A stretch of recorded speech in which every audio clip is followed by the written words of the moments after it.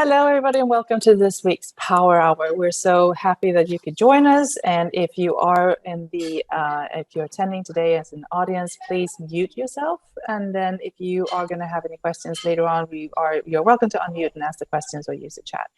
My name is Christina Nachterdog, and I'm coming to you from the North Carolina Medical Society. And with me, I have my colleague Danielle Snyder.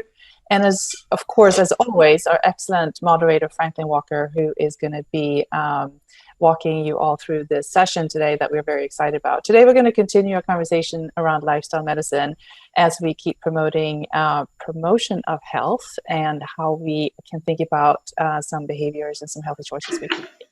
A big thank you to the guests who are in the room with us today. And without any further ado, well, before I do that, I'm actually going to remind our guests and our audience that this is a recorded session, and it will be posted in the landing page on the North Carolina Medical Society for Power Hour and sometime later the next week. And then a second reminder, which is very important, is also that Power Hour is a forum for you where we aim to create conversation, collaboration, and above all, continue to build community and healthcare in North Carolina. So without any further ado, I'm going to hand it over to Franklin Walker. Franklin? Thanks, Tina. Welcome everybody to Power Hour. And reminder to everybody, we are starting a series, as Tina said, on Power Hour.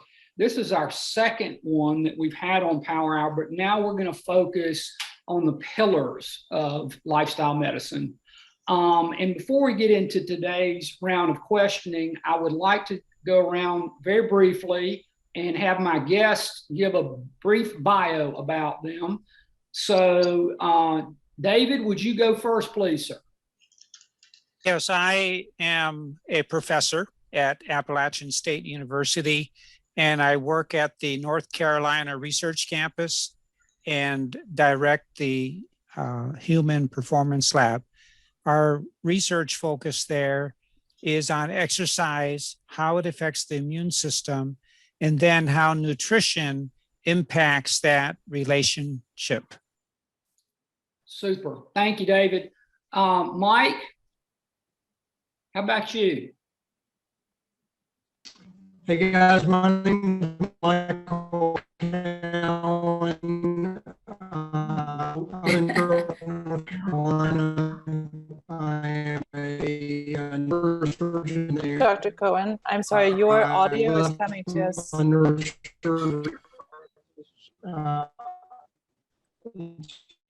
Okay. Is this too much feedback? Yeah.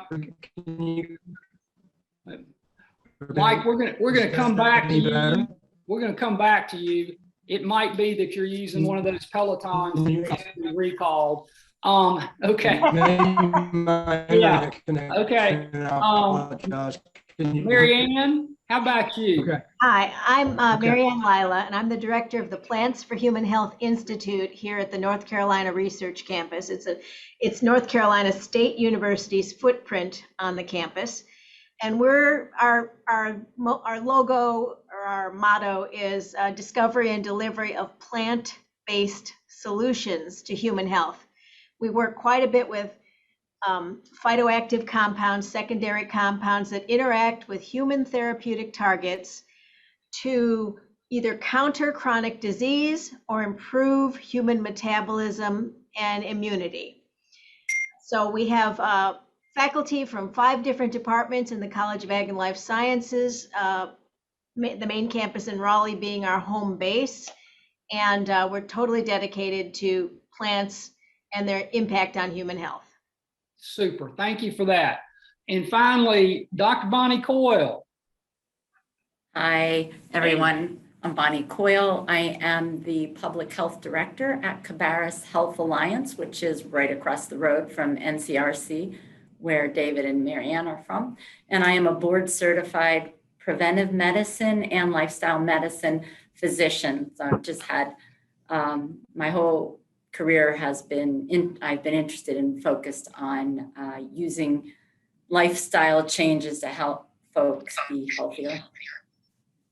Super. So today's topic is phytonutrients and why they're important to good health. But before we dive into the specifics of phytonutrients, I want to begin by giving our listeners an overview about lifestyle medicine and the 6 pillars focusing on nutrition, which is the phytonutrients. So Bonnie, since you're right there, can you go back a few months and give us that overview of lifestyle medicine and those pillars, please?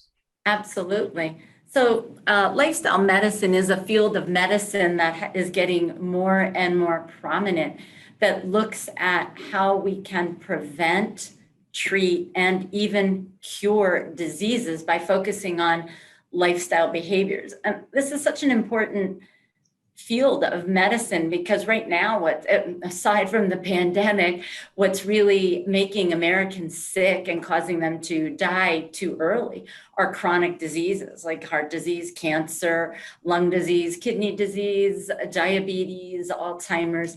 And we really need to get at addressing the root causes of what's causing all these chronic diseases. And they really have common etiologies. And lifestyle medicine is all about getting at those root causes. And there's research that has shown that we could prevent 80% of chronic disease if people just adopted 4 behaviors. And those 4 behaviors are maintaining a normal weight, eating a lot of fruits and vegetables, which are packed with those phytonutrients we're talking about today, exercising, and not smoking. So we could do away with 80% of chronic disease. The problem is only 3% of Americans actually meet all 4 of those criteria. So we've got a lot of work to do to address the behaviors. So lifestyle medicine focuses on 6 pillars, we call them, or 6 behaviors. And those are nutrition, physical activity, tobacco and substance use, stress reduction, sleep, and then finally sort of social connection. And recognizing that if folks would really put effort on those 6 areas, we could really do a phenomenal job of preventing a lot of the disease, disability, and early death in this country. Yeah. Bonnie, thanks for that. David, as an academician, do you want to add anything to that? No, the only thing I'd add is there's just a growing number of studies that show that if people follow these basic health behaviors, the average life expectancy will increase in some studies 6 and then some other studies up to 15 years. And so the studies are starting to actually translate these habits into actual extended years of life expectancy. That's amazing. That is absolutely amazing. I think everybody should sign up for that. I want to go back and see if we can get Mike again. Mike, are you on a different connection? Yes. Okay. Go ahead. I'm on my phone now. I apologize for that. My Ethernet connection and my Wi-Fi wasn't working very well, so I'm on the cell phone. But thank you for having me, Franklin. Absolutely. Can you give us a little bit of your background, please, sir? Yeah, I'm in Charlotte, North Carolina. I'm a neurosurgeon, and I left my practice 2 years ago at a midlife point to try to do something a little bit less corporate and more productive. And in 2017, I was introduced to a whole food plant-based nutrition because I had Hashimoto's hypothyroiditis and I was going to start medication.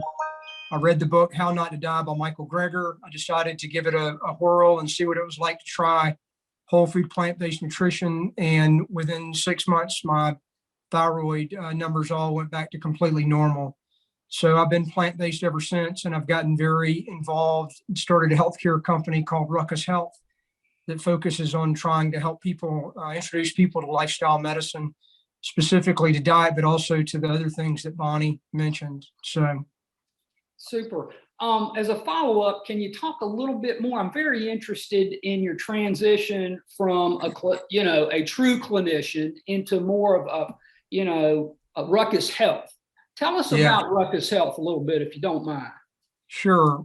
Ruckus Health is a group of individuals who are really looking to help people get the most out of their lives and to have the greatest well-being that they can. And so that's both physical health, mental health, spiritual health. And that's why lifestyle medicine fits us so well, because it addresses all of the major components of well-being for an individual. So my partners, my business partners, are a cardiologist in Asheville named Brian Asbel. He just left his cardiology practice to join us to practice lifestyle medicine. My sister, who is a spiritual healer in New Hampshire, and my other business partner here in Charlotte, a guy named Fred Byers. And interestingly enough, as many people may know, once a person like myself or anybody else decides to go plant-based, oftentimes within just a few years, many people around begin to do the same thing as they start to see the benefits. So that's super. That's very interesting. Okay. Moving on. Let's talk a little bit about what phytonutrients are. What are the different types?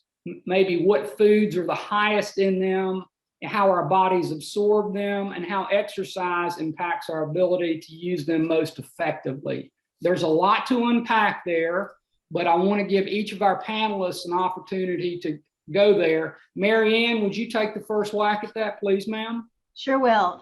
So first thing I'll say is phytonutrients isn't a term that we use in the sciences very much, because we're talking about secondary compounds that are made by plants that interact with human therapeutic targets to counteract disease. They're secondary compounds, so they are not nutrients in the strict sense of the word. They aren't proteins, fats, carbohydrates. They aren't those things. They are compounds that are in plants that are they're utilized in the body in smaller quantities. There is no recommended daily allowance that they have like they would for a nutrient. So that's why we call them phytoactive compounds, phytochemicals. But phytonutrients is a term that's in the popular press quite a bit, and people recognize it. So that's why we had it in the title for this session.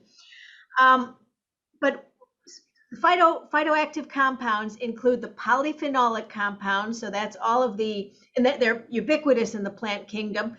That includes the anthocyanins, the pigments that make berries blue or red, carotenoids that are in carrots or sweet potatoes, sesquiterpene lactones, alkaloids. So all these smaller compounds that aren't maybe not as well known, that you wouldn't see on a label, but those are the compounds that actually are in food and are released in the body, oftentimes after microbial degradation in the microbiome, and then surge back up into the human circulation to move around to where they do the most good, where they can hit disease organisms or receptors in the human body. So that's what we're all about here. I forget, was there more to your question? That's okay. There's enough in that question for everybody to get some. So let's go to Bonnie. And Bonnie, I want to readdress this a little bit with you. And what I'd like for you to talk a little bit about is in your place at Cabarrus Health, okay? And how you've been able to talk to your patients and maybe some of your practitioners about moving into these secondary compounds that we just talked about. So I try to keep things simple in the programs that we're doing with our community members and that. So, while Mary Ann and David can certainly go into all the technical and scientific aspects of this, I think what's really important for folks to remember is that, phytochemicals, phytonutrients are essentially what, in many cases, give fruits, vegetables, and plant-based foods that really colorful look to it.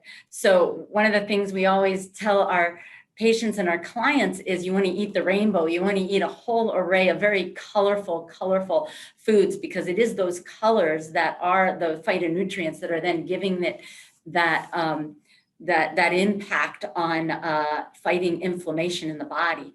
And so the things like that Mary Ann has already mentioned, berries, dark green leafy vegetables, some of our nuts and seeds, sweet potatoes, things that are very colorful are oftentimes what's very high in these phytonutrients that will then help with inflammatory processes throughout the body by scavenging free radicals and eliminating, stopping the pathology that is causing chronic diseases like diabetes, heart disease, cancer. Right. I think Bonnie's making a wonderful point that I think is very important for the lay person. They don't have to know the names of all these chemicals, but the color code, the colors of health, is really an important kind of beacon when you're choosing something in the grocery store to know, is it good, or is it processed to the point where it's lost its bioactivity? Because often the flavorfulness, the color, the vibrance of a food is very well correlated with its health benefits. So would it be accurate then to say, Marianne, that when you go to the grocery store, fresh is best? Fresh or frozen, Mm-hmm. individually quick frozen, because actually sometimes frozen is better, believe it or not, Mm-hmm. because when something's fresh and it's harvested in California and it travels by lorry, by truck for several days to get here, by the time it gets here, it has lost some of its impact. Sure. Whereas usually when something's frozen at the site of harvest, especially individually quick frozen, so that it's not in a block of frozen fruit, but that it actually will pour out of the bag individually, that's the best as far as retaining everything. Okay, thank you. Mike, I want to come back to you, since the last part of this question, I think, is hopefully something you can tackle both from a Ruckus Health perspective and a guy who's clearly exercising, because you were on the treadmill earlier, and how exercise impacts our body's ability to use these phytonutrients.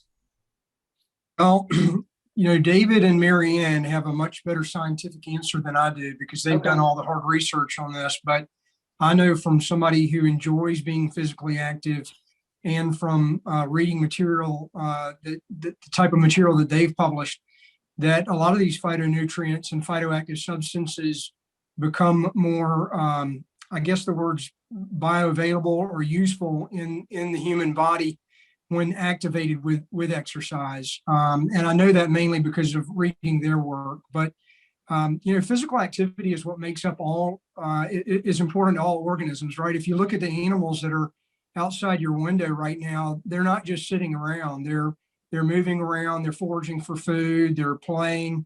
So it's a basic tenet for health. Right. Do you have any examples of how you guys are implementing this with Ruckus? Well, the key thing that we're trying to stress with individuals is to move and not get hung up so much on what's the level of movement. I know that there are specific recommendations for moderate exercise, a certain number of minutes a week, but kind of like your question about, should I just try to buy a lot of colors when I go to the grocery store?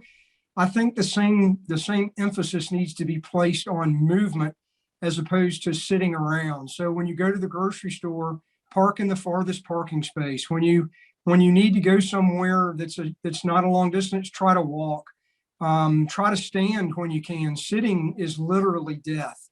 And that's why I put a treadmill in at my desk. It's about a $200 treadmill that I can move in and out, and I can walk on it whenever I want to. And it's changed especially during these the year of Zoom. It's made a big difference in not sitting at a desk all day long. But I'm a very physically active person. I'm fairly hyperactive, and I don't do well with a lot of sitting anyway. Sure. I think we all have to look at sitting as the new smoking. Sedentary lifestyles are really problematic. Franklin, David's whole area of research is around the interaction between exercise and nutrition. So it might be nice to hear some of his comments. I was going there. So David, take it away, please. Yeah, so here's a study that we did showing that the combination of eating these polyphenols and combining it with exercise, that there's a synergistic effect on the beneficial effects. So what we did is we took some people, some were just walkers, some were runners.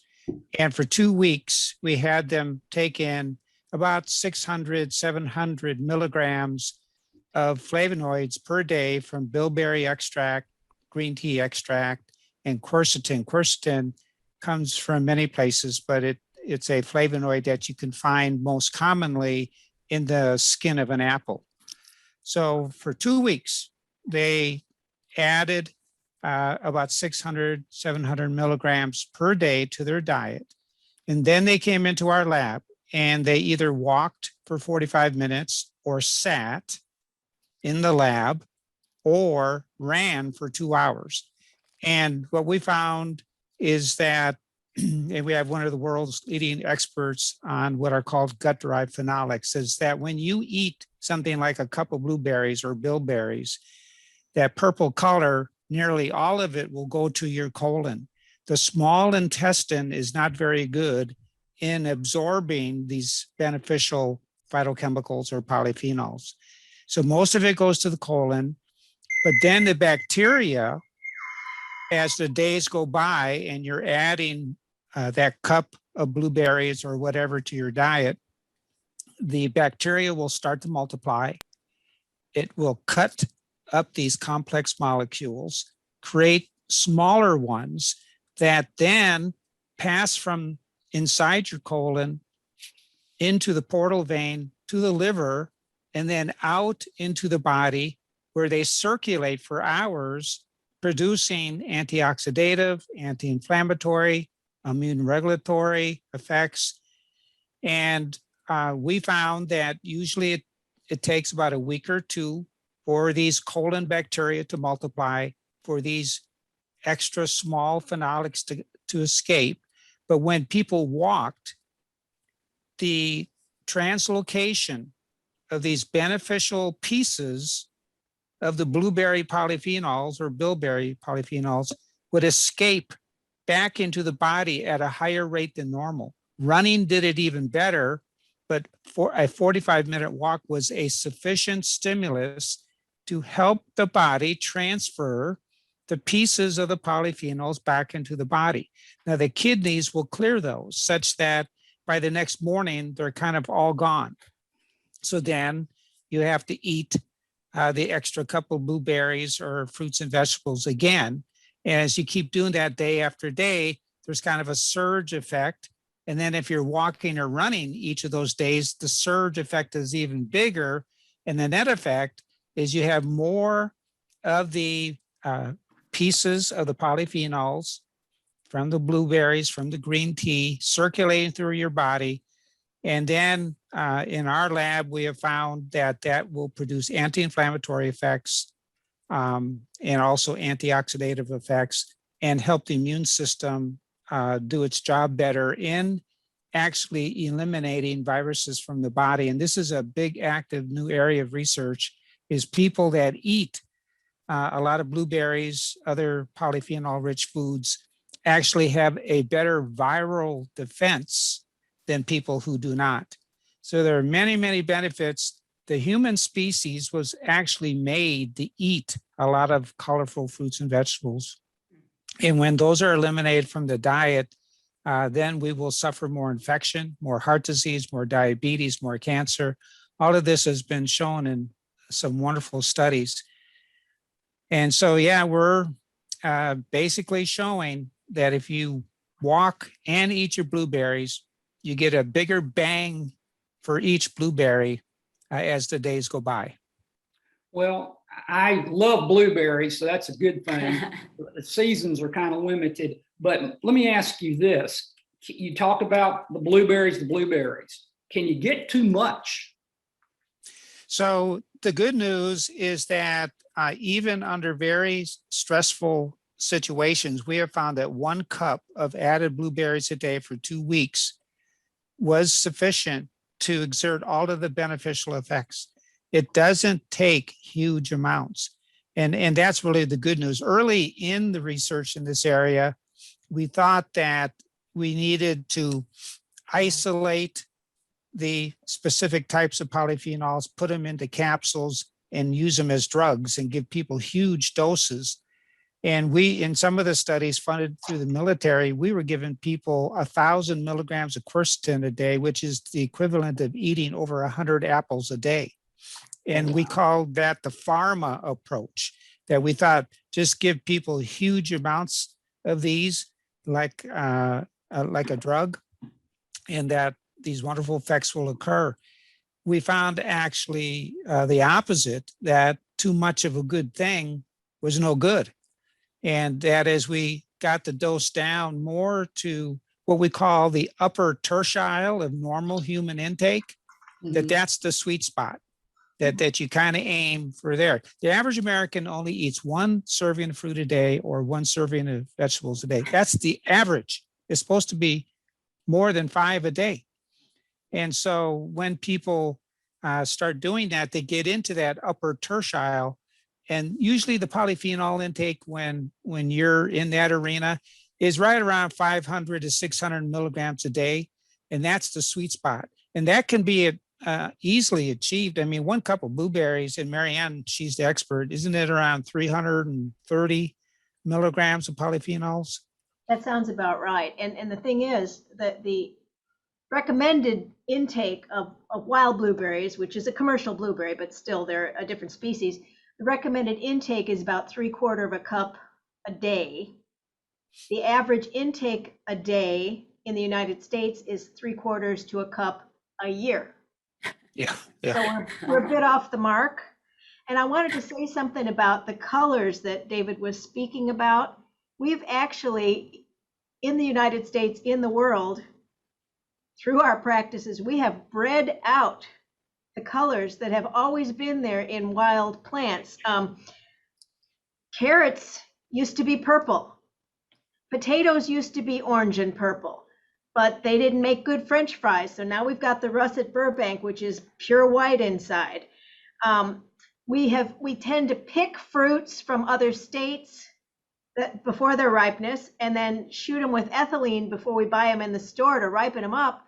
They're not getting the natural phytoactive compounds that they would get if they ripen naturally. So we've actually, by our breeding and by our mass production of food, which I'm not saying was all bad because we can feed a lot more people now, but we have actually bred out some of these active compounds that your grandmother always told you is the reason you should eat fruits and vegetables. That's fascinating. Let me follow up because, in Raleigh, we have a fabulous farmers market, right? So if one was trying to get back to the basics, where would one shop? Farmers market is a great place to start. Okay. Some of the grocery stores, I guess I shouldn't name specific grocery stores, but the ones that have the most diversified produce sections, they're the ones that are usually safest. I'm not saying that it's a bad thing to buy things. The thing that's great is that now, because of modern shipping, we can get strawberries any time of the year. We can get blueberries from Chile any time of the year, and that's not necessarily a bad thing. It's great that we have that variety all year round, but just be careful of a grocery store that has their standard few fruits and vegetables and doesn't have much variety.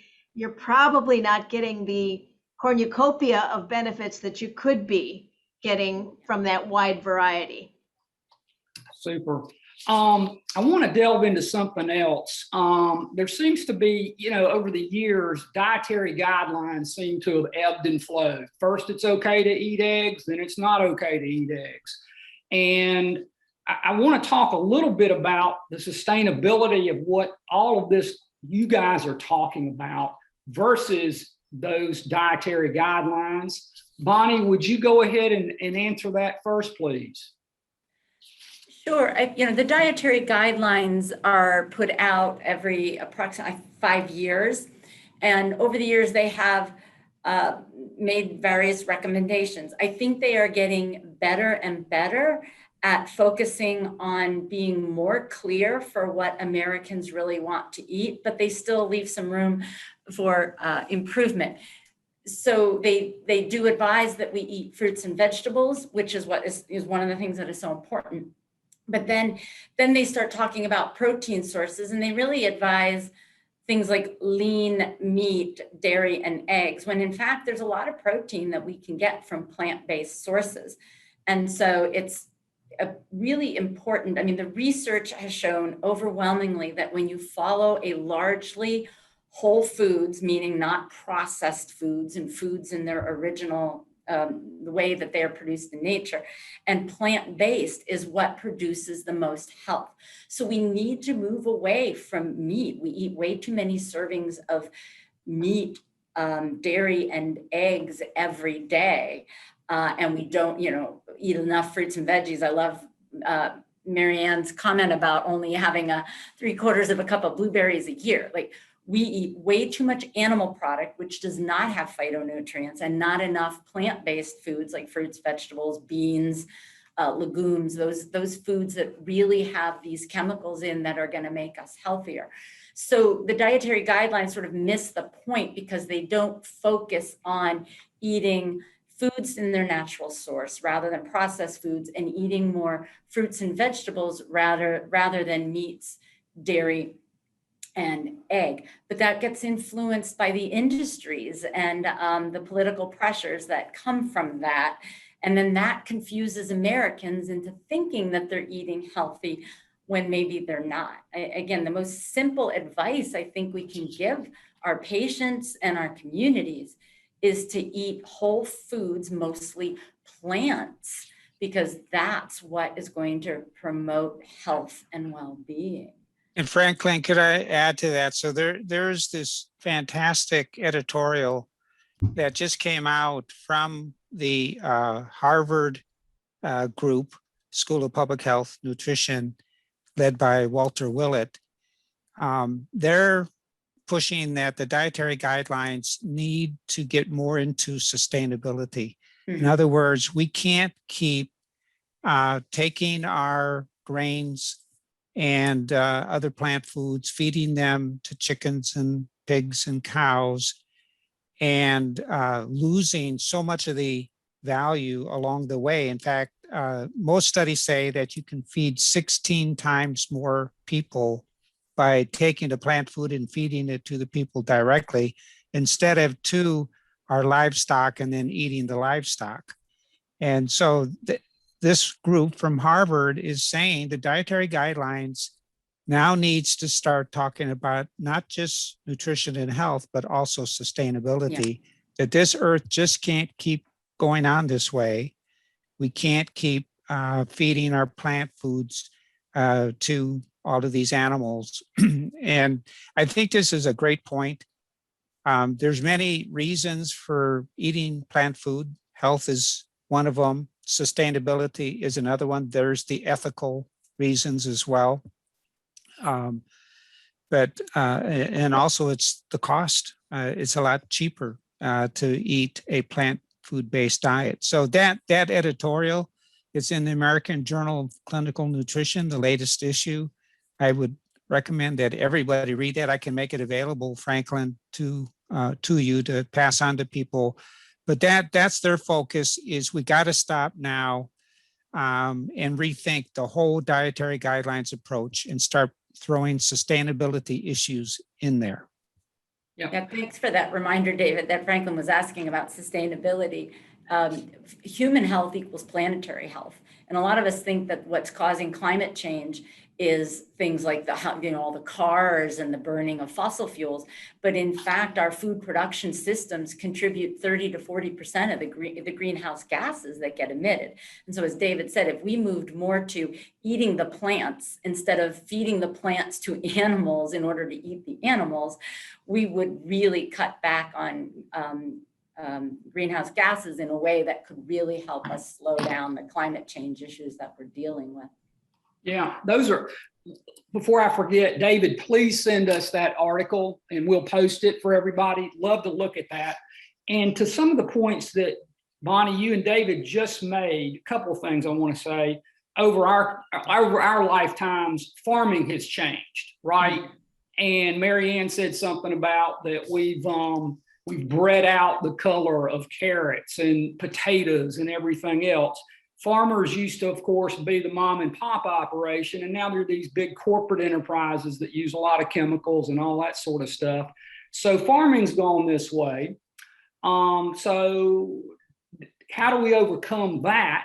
You know, and what Marianne said, breeding out, and also, and I'm going to use a name, when I go to certain grocery stores and I want to buy the colorful stuff, I know it's going to cost more than some of those other places. I also know that I'm going to have to work a little bit and go home and chop up my stuff and do all that sort of stuff, which of course my wife would love to see me do more of. But anyway, so there's a couple of things that I'd like to talk about. It's what's farming doing, and then how do you guys sell this to the folks that you know you're going to have to pay more for this fresh stuff, and you're going to have to work more to get it ready to eat.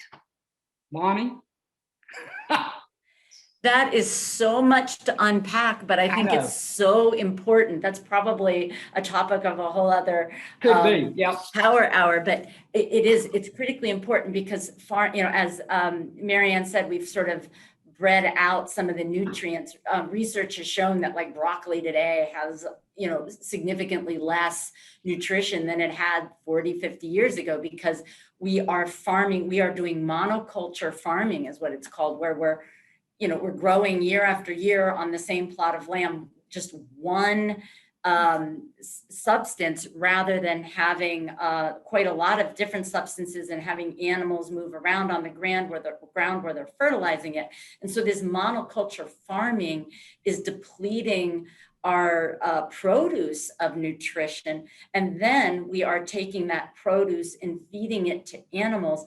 And what's made animal products even more unhealthy is we're not feeding animals what they were ever intended to eat in the first place. Like cows eat grass, but what we feed them is corn because our government subsidizes corn. It's cheap, and so farmers buy corn and they feed the cows corn, which then changes the makeup of the very meat that as we butcher the cows. You see the same thing with chickens, and it used to take a chicken 3-4 months to grow to maturity for slaughter if you let it be raised the way it was intended to be raised. But now they inject them with steroids and they feed them, again, products that chickens aren't technically supposed to have, so that they grow big and have, lovely juicy breasts that can be cooked. And the problem is then it becomes more unhealthy.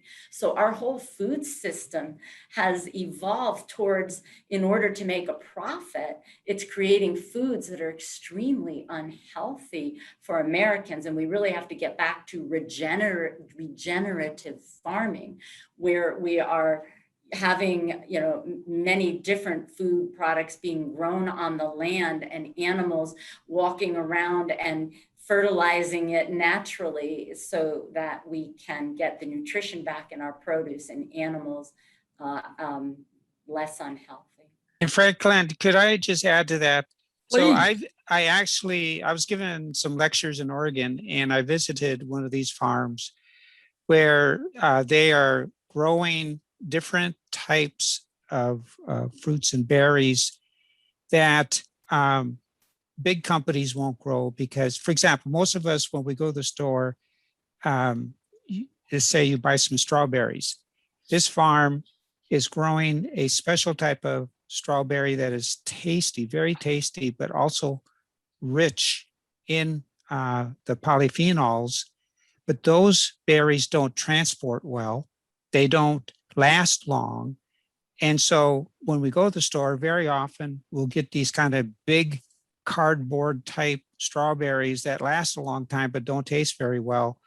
And what this farm is pushing is that the reason fruit intake is not as high as it could be is because we have taken the taste out of many of our fruits and vegetables, because they're so worried about transport and it lasting, it being safe, and all of those are important issues. But this farm is a sustainability farm. They're being very careful, but they also are willing to grow strawberries and other fruits that have the highest phytochemical content, but that will quickly go bad if you don't eat them right away. So what they do is sell local. And then the people are able to eat these great tasting strawberries that are high in phytochemicals. So the real issue, I think, is that certain companies have started growing things that isn't really for our health so much as it'll last a long time and it can sell in the store.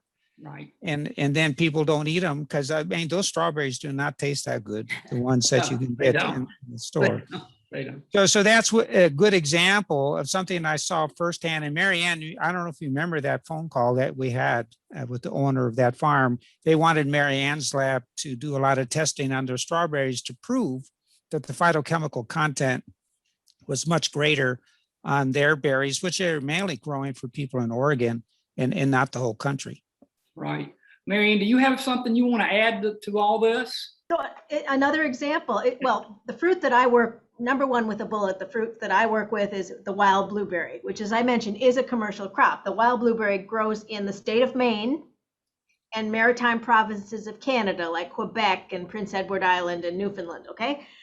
And they are one of the only 3 fruits that are native to North America, believe it or not. You think about Johnny Appleseed and that's American. No, they came from Kazakhstan.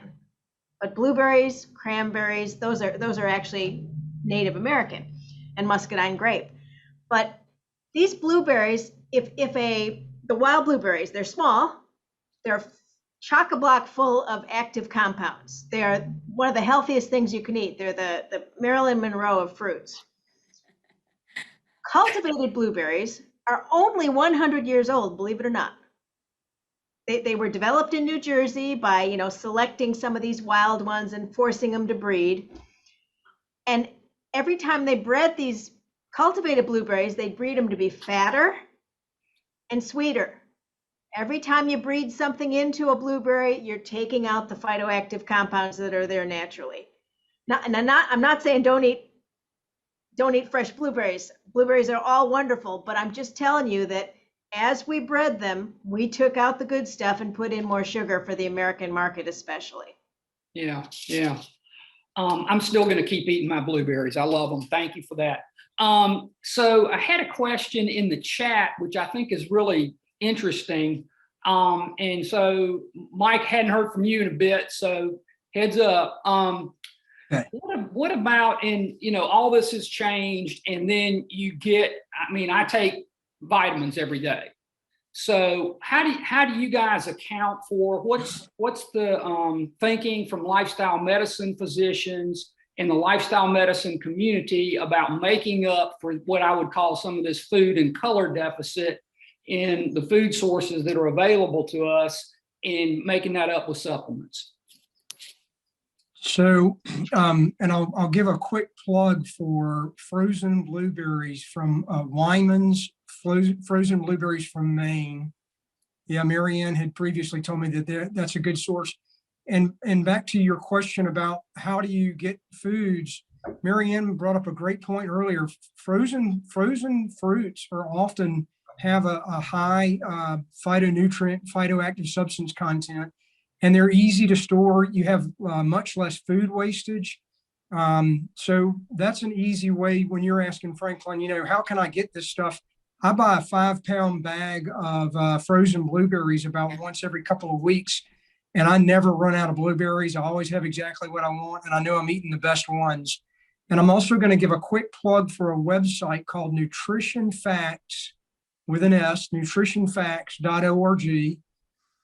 That's Michael Greger's site.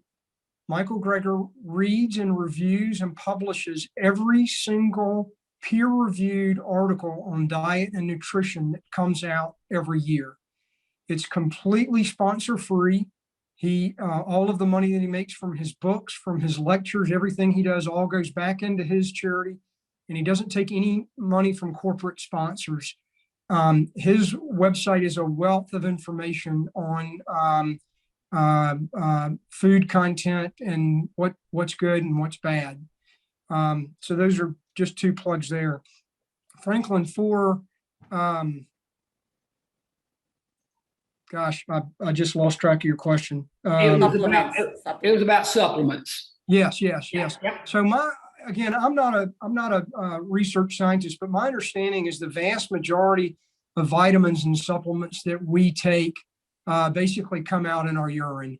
So even for the people who quote unquote need them, they're not really, they're spending a lot of money on stuff that they're not really getting to use. If you're eating a whole food plant-based diet with very little meat or dairy, you really don't need any supplements other than vitamin B12. And ironically enough, the only reason that you need vitamin B12, which is methylcobalamin, is because it's found in the fecal contamination of meats. So the reason that you're getting the vitamin B12 that you need in your diet is the feces that's on the chicken that you're eating or the meat. And so most of the vitamin B12 that was out there has been eliminated in the soil through all of the glyphosate spraying and the sterilization of our environment that has occurred. So if you're eating a whole food plant-based diet, that's really the only supplement that you need. Some people would argue that you should take a vitamin D supplement, but again, if you're getting enough sunlight exposure and you're eating a good array of fruits and vegetables and legumes, you really don't need any other supplementation. That's great to know. And since Mike talked a little bit about the research scientists, David and Marianne, I do want to come back to you with this supplements thing and see if you have anything else from your research that you want to add. What I want to emphasize, see, fruits and vegetables could be better, but they're still very good. And we know that if you take in 5 to 9 servings, depending on your body size, that you will, along with whole grains, nuts, seeds, all the healthy foods, that you will get all of the vitamins and minerals needed for health, and that there's no need for supplements. It's a higher road to have people eating more fruits and vegetables and whole grains than to give in and hand them a supplement. Now, if people are resistant to the public health information, there's some thinking then that you should give them perhaps some plant extracts like the green tea extract and the blueberry extract in either beverages or capsules, but that's something that we would reluctantly do if people are resistant to eating better.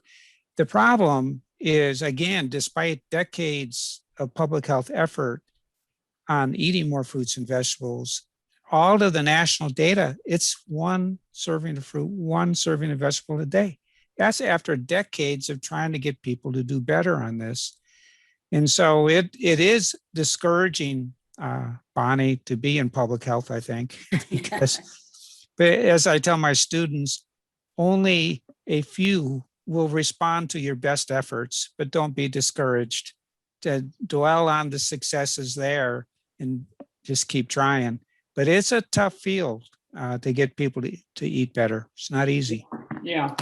What we didn't address, my guest, was my comment about the cost. And I've struggled with that for years in watching people pick up the easy stuff, the microwavable stuff, because it does take some work to prepare a fresh meal and it does cost more.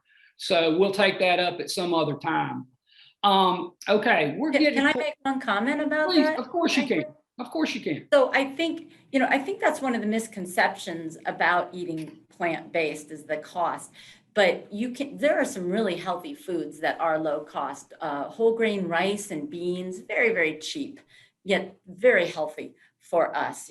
Beans and legumes are right up there with fruits and veggies as incredibly important and healthy for us. And so you can eat healthy and still keep your costs down. You have to think about it a little bit more because a lot of unfortunately, your fresh fruits and veggies can be very costly. But the reason why some of those other foods are cheaper is because our government subsidizes them. So we have to push for policies that get the government to subsidize the healthy foods instead of the unhealthy foods. And then that will also help us move along at helping people be able to afford fresh fruits and veggies. Yeah, and most studies do show that a plant-based diet is less expensive than a meat-based diet. So that's been shown. I also want to emphasize, because some people are afraid of eating fruits and vegetables because of pesticides. And there have been some wonderful review groups showing that the pesticide residue on fruits and vegetables in America is too small to have a measurable impact on human health. There's some there, and we have to keep vigilant in making sure that everybody follows the rules set up by the EPA and the USDA. But people should know that that's what researchers have found, that pesticide residue, the small amount on American fruits and vegetables, is too small to have a measurable impact on human health. Too often people say, oh, I'm not going to eat that because of the pesticides, and that should not be a reason. Right. So, hey, Franklin, real quick, in our family, our grocery bills are significantly less eating a plant-based diet. And we buy a lot of really good organic. We spend a lot of money on food, and it's significantly less than it used to be when we were eating meat and dairy. Yeah. And one other thing that I'd like to say is it's been proven, evidence-based, scientifically proven, that 80% of chronic diseases can be either prevented and or reversed with a whole food plant-based diet. So anybody who wants to do the math on that part of their life and what that's costing them, that's why people in the blue zones live into their hundreds, and they don't ever take medicines. They don't ever do anything except exercise and eat whole food plants. They eat some fish and some meat every now and then, but it's very, very rare. Yeah, Mike makes a great point, because if you take somebody with diabetes who's on insulin, the costs of that every month can be in the hundreds of dollars. So you can reverse diabetes in just a few weeks, research has shown, by moving to a predominantly whole food plant-based diet packed with those phytonutrients. And so if you can reduce or eliminate your need for your medications with diabetes, look at all the money you'd save right there. Right. And Bonnie, as you and I have talked about, we're doing a lot of work with diabetes prevention throughout the state with public health and medical society and our diabetes free NC campaign. Okay, guys, I want to move on to a couple of other things before we close up. This is a question that's going to be directed to Bonnie and Mike. And as we look at, more exposure for lifestyle medicine, right? And you guys both went through medical school and did your residencies. And what's the exposure or lack thereof to these young folks that are going to come along and want to be doctors like you guys, but you don't hear about lifestyle medicine in med school. You don't hear about it in residency. But, it occurs to me, if now, at least in the state of North Carolina, we're talking about the social determinants of health, and lifestyle medicine fits well in that. And Bonnie, you and I have had so many robust conversations about this. How in the heck do we transform medical education to get a component of lifestyle medicine included? Bonnie? So yeah, I think it's been a passion of mine for the past number of years to get medical education reformed. And that's one of the projects I'm hoping we're going to be able to get up and running at NCRC here with working with folks like Marianne and David and others to do that. There more and more medical schools are starting to incorporate some education on nutrition and lifestyle slowly. And so we just have to keep pushing for this. When I went through med school, 25 years ago, I don't think I had even one lecture on nutrition. And it's still really difficult to get things into the curriculum.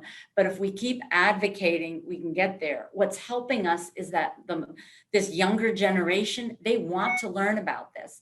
At my last position, I had created rotations for medical students in lifestyle medicine, and it was extremely popular. The students were very interested. Every month I had one and usually two that wanted to do the rotation with me. And so I had to limit the number who could do it. So the interest is there. The younger generation they're concerned about sustainability. They're concerned about new and different approaches to helping people stay healthy. So they're interested in learning. And so I think some of the impetus for this is going to come from the younger generation pushing and demanding. We've started lifestyle medicine interest groups at some of the entities, and the students themselves start pushing the faculty and the people in charge of curriculum to incorporate this.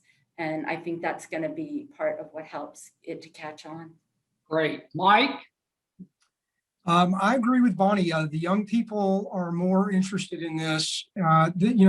What's going on in lifestyle medicine is exactly what I signed up to do, to be a doctor 30 years ago. And I started working in the hospital in the operating room when I was 15 years old. My father was a neurosurgeon. My mother was a nurse. But I fatigued after years of just putting Band-Aids on people all day long. And once I discovered the truth that lies within lifestyle medicine, as one expert said, once you see it, you can't unsee it. And I think the young people are demanding this. The young people who I'm talking to, I'm encouraging to go into medicine, but I'm encouraging for them to go into medicine and change the culture and change the way that it is, so that it's about health care and not sick care. Right. And once people, once you realize the power of nutrition and the other pillars of lifestyle medicine to completely reverse diseases like heart disease that takes, heart disease has been called a foodborne illness. Yeah. It is completely reversible, yet 647,000 people a year die from heart disease, and it's completely reversible, as is non-insulin dependent diabetes mellitus. So I think that right now there are 6 universities in the United States of America who have lifestyle medicine programs for their students. One is in Greenville, South Carolina. As Bonnie said, she's working hard in Kannapolis, Cabarrus area for us to start doing some education. I'm right down the road, and I'm very anxious to work with her. I have a son in college who wants to go into medical school, and I'm hoping that this is what he's going to want to do. He's also plant-based, as is my daughter, as is my wife. I just think, again, as more people see it, you can't unsee it, and it'll happen with time. Okay, thank you. And then I want to hear from David and Marianne about initiatives that are over at NCRC. So maybe you guys can tag team that in about 90 seconds, because we're getting to the top of the hour. Sure. Just real quick, you were talking earlier about supplements. Yep. And one of the things that we do, and I've worked with David on this, is finding ways to make ingredients so that fruits and vegetables, which are, all healthy, can get to places that are food deserts, that these are perishable things. So we've made ingredients that actually preserve all the phytoactivity of the fruits and vegetables by binding them to healthy edible proteins, making like a flour, like cake flour, except it's blue or red or green, depending on what you fused with it. And that is something that can go into food deserts. And we've also done it for NASA to get it to Mars, to a 3-month mission to Mars, or the U.S. Army to get it out to Afghanistan into the field. So those are instances where, fruits and vegetables are the best, but sometimes you cannot carry them on your backpack, so you have to have another form. Right. David? So at the NCRC, we actually generate the raw data that drive all of these public health policies. We're very eager to share this information. And I think that's part of the problem. As scientists, we publish our papers, but very seldom does it get out to the public. We are very willing to join efforts with you, Bonnie, and Mike, and others, Franklin, to keep explaining the data as we generate it, and trying to convince people that they should eat more fruits and vegetables. People have to hear it 100 different ways. Yep. And I think we can give them exciting new data that will motivate them to change their lifestyles. Super. Well, a couple of things. I want to start out by thanking my guests for a very robust discussion today. This was just fantastic. And I want to remind you, the listeners that are going to probably download this thing, hopefully several hundred times, that we are actually, the medical society is getting behind lifestyle medicine as part of a greater initiative called Healthy North Carolina. So David, we're going to grab you guys and love you up and take you with us. Hope it's a good journey. We're going to have a lifestyle medicine summit over at your place, hopefully in September, which we're going to get a save the date out for. Danielle is going to post the American Journal of Nutrition and also the nutrition facts. And finally, I want to remind everybody to stand up, move more, eat your fruits and veggies, and thank you. And we'll see you in 2 weeks. Tina? Thank you so much to our guests today, and thank you to those of you who listen in, and for to the many hundreds that will download this, we hope. This wraps up this week's Power Hour. And again, this is something, as Franklin was saying, we are fully behind, so I want to encourage you to keep on the lookout for other efforts that we are putting out there. There's going to be more forums like this. There's going to also be webinars. And again, there's going to be the summit that we're all very excited about in September. A big thank you to everybody here today, to our guests taking time to continue to have this conversation with us, and to continue to drive this extremely important topic as we try and get awareness out in our communities, and eventually also get to public schools, maybe, hopefully, as a goal. Again, have a wonderful weekend. Thank you, and we hope to see you soon again in one other Power Hour or in one of our other lifestyle medicine efforts. Thank you.